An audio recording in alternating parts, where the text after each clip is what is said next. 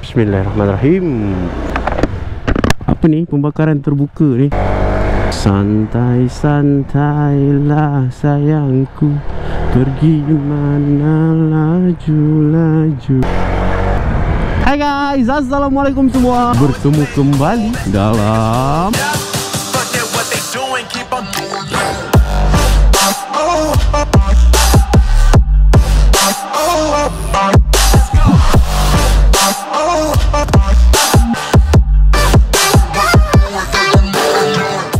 apa khabar korang berada dalam keadaan sihat-sihat hendaknya. Okay, InsyaAllah. So hari ni aku nak buat satu sesi walk around dan juga specs review untuk motor ni lah. Motor ni aku baru dapat minggu lepas, hari Khamis, dan hari ni adalah hari Ahad. Dan aku pun malas nak buang masa. Nak cakap banyak sangat pun tak guna, tembak pula tak kena. So jom lah kita review motor ni sama-sama.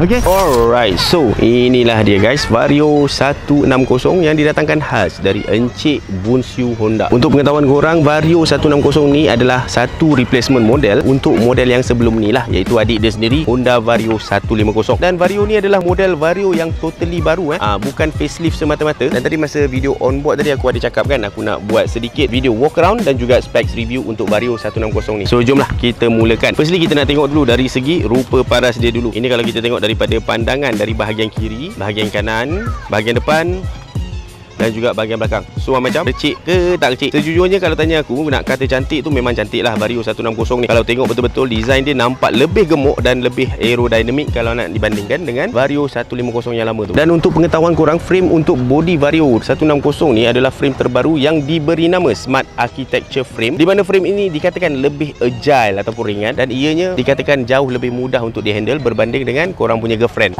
Dan antara pembaharuan yang dibuat adalah dari segi enjin dia lah. Vario 160 ni didatangkan dengan enjin single cylinder, liquid cool, single overhead cam, 4-stroke 4 valve, enhanced smart power plus ataupun ESP plus yang berkapasiti 157cc. Dan dengan enjin ESP plus ni, ianya dikatakan mampu menghasilkan power yang padu tapi jimat minyak.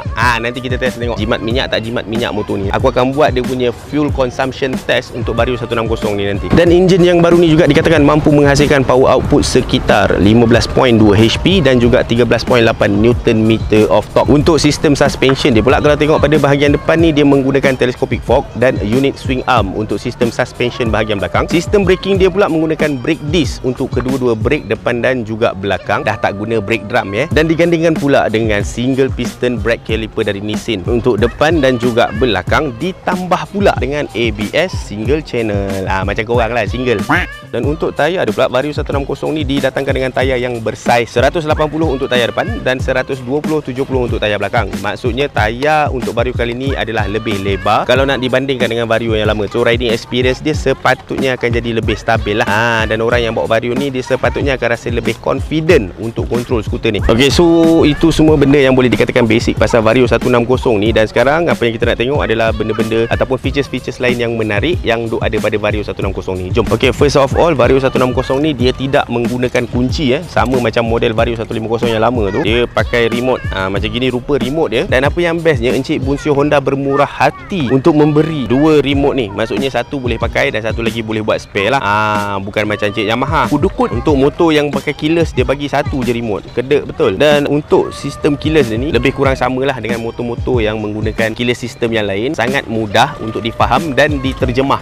Diterjemah apa benda aku pun tak tahu. Kita tengok dekat sini, dia punya tombol. Korang nampak tak? Ini dia punya tombol lah untuk apa, keyless system dia. Kalau nak on tekan and then pusing. So meter dia akan menyala dan kita boleh terus tekan ignition button untuk hidupkan enjin dia lah. Dan kalau nak buka seat, kena pusingkan tombol dia ke arah seat. Kan ada tulis seat tu kan. Kau pusing arah situ, lepas tu kau tekan ni. Kau tekan ni, nanti seat dia terbuka. Ni untuk off. Dan kalau nak lock handle, kau kena tekan, lepas tu pulas sampai ke indikator lock tu lah. Handle kau akan lock, tapi pastikan kau punya handle ni dia sengit lah. Dan pada dia punya meter pula, kalau kita tengok dia pakai digital meter. Dan bila kita on je switch Vario Vario 160 ni kita boleh nampak lah dekat meter tu segala info yang patut ada untuk kita tahu keadaan ataupun condition kita punya Vario ni. Memang terletak hello dekat meter tu. Maksudnya lengkap lah dia punya meter tu. Dan seterusnya sekarang kita nak tengok berapa banyak kompartmen yang dia ada. Jom. Okay, first of all kalau kita tengok dekat bahagian kokpit ni, dia ada 2 kompartmen. Satu kompartmen yang tidak bertutup ni, kalau tengok betul-betul memang dia tak berapa besar lah. Tapi kalau kata nak letak ataupun nak simpan barang-barang yang tak berapa nak besar tu, masih lagi muat, masih lagi boleh digunakan, tak ada masalah. And then dekat belah kiri ni, kompartmen yang bertutup, nak buka dia senang je. Korang just perlu tekan dekat sini dan dia akan terbuka. Okey, so dekat dalam ni aku tak sure korang nampak ke tidak, dia ada satu USB port tau. Bukan power socket yang 12 volt tu, tapi memang USB port. Maksudnya kalau kau ada kabel, kabel USB tu Type C ke, USB tu lightning cable ke apa kan, korang boleh terus plug in, cucuk dan terus boleh charge kita punya phone ke ataupun apa-apa device yang perlu di charge. Dan tidak ketinggalan, dia ada satu penyangkut TOS ni. Kalau kau jenis penggemar TOS ikat tepi kan, kopi ais ikat tepi, boleh lah. Kalau beli sambil-sambil nak minum ride tu, bolehlah gantung kat situ. Dan kompartmen yang seterusnya adalah kompartmen yang bawah seat ni lah, main kompartmen dia. Kalau kau tengok kat sini ada sebiji helmet dekat situ. Memang ini je lah jenis helmet yang muat kalau nak simpan dalam kompartmen bawah seat dia ni. Helmet jenis SGV, apa lagi, Magnum ke ataupun MS ke kan, MS88. Kalau ikutkan saiz dia punya main kompartmen ni adalah sebesar 18 liter helmet full face ataupun helmet-helmet macam ARC, KYT kan, helmet-helmet open face yang macam gitu memang tak muat. Aku dah try. Dan ini dia punya tangki minyak. Tangki minyak dia ni taklah besar mana, tapi okey lah pada aku. Tangki minyak dia ni berkapasiti 5.5 liter. Untuk tengok dia punya fuel consumption tu, nanti aku akan highlight dan aku akan cerita dalam next video aku share experience aku bila aku test ride motor ni. Dan lagi satu, dia punya floorboard. Nak cerita pasal floorboard dia jenis rata tak ada halangan lah dekat tengah-tengah tu. Maksudnya kalau kita duk pergi beli barang dapur ke apa, dah tahu dah beras nak letak kat mana kan. Dan Vario 160 ni dia mempunyai berat sekitar 119 kilo dan seat height setinggi 778 mm. Kalau tanya aku, lelaki yang berketinggian 161 cm, aku rasa kaki aku masih lagi boleh menjejak tanah kedua-duanya walaupun dalam keadaan terseksa, terpaksa menjongkit-jongkit sikit. Takat nak jejak tanah dua-dua belah kaki tu boleh lah walaupun menjengkitkan. Untuk Vario 160 ni, sistem lampu limpah atas, bawah, depan, belakang, kiri, kanan dia semua pakai LED light. Sekarang ni dah tak ada dah zaman-zaman pakai lampu jenis halogen tu, semua pakai LED je. Dan yang terakhir, kalau korang tak tengok video launching Vario 160 ni, Vario 160 ni dia datang dalam 4 variant color. Selain daripada color Pearl Nightfall Blue yang kat depan aku ni, dia ada 3 lagi color lain, iaitu Sword Silver Metallic, Vivacity Red dan Matte Charcoal Grey Metallic. Dan recommended selling price untuk Vario 160 ni adalah pada tanda harga RM9,998.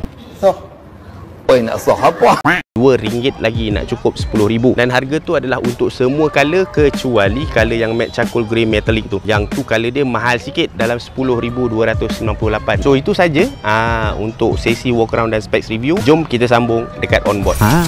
Macam tadi korang dah tengok sesi walk around dan specs review yang serba-serbi simple aku buat untuk Vario 160 ni. Dan untuk next video aku akan share serba sedikit aku punya experience, apa yang aku rasa, apa yang aku enjoy, apa yang aku tak enjoy bila bawa Vario 160 ni. Nanti korang boleh tengok dan korang boleh hadam lah nanti poin-poin yang bakal aku utarakan, yang bakal aku bentangkan untuk sesi test ride tu nanti. So ok lah guys, aku rasa cukup sampai sini dulu video aku untuk kali ni. Pada yang sedang menonton, aku cakap banyak terima kasih. Jangan lupa untuk klik like, share, komen dan juga subscribe pada yang belum subscribe. Pada yang dah subscribe, aku cakap banyak terima kasih juga atas sokongan korang. Akhir kata, sehingga kita berjumpa lagi di lain video. Assalamualaikum, bye bye.